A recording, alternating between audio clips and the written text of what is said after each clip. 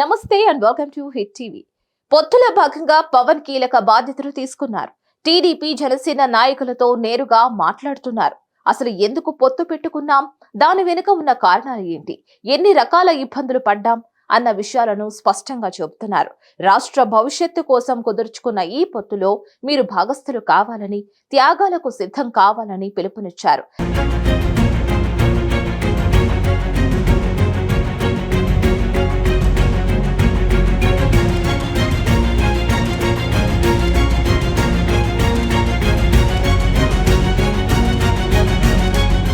నేరుగా పవన్ కోరేసరికి అటు టీడీపీ నేతలు, జనసేన నేతలు సైతం మెత్తబడుతున్నట్లు తెలుస్తోంది.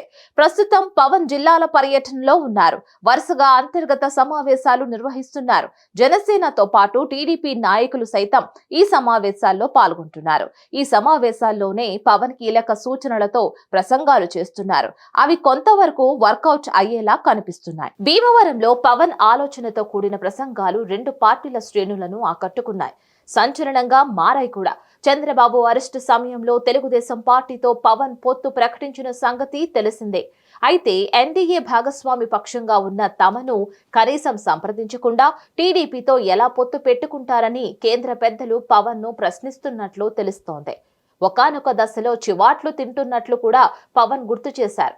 ఇక ఎన్ని తిట్టినా భరించి చేతులు జోడించి దండాలు పెట్టి రాష్ట్ర నాశనం అయిపోతుంది అని చెప్పి జాతీయ నాయకులకు ఒప్పించానని, అందుకే తన కష్టాన్ని గుర్తించి రెండు పార్టీల శ్రేణులు సమన్వయంతో పనిచేయాలని పవన్ పిలుపునిచ్చారు.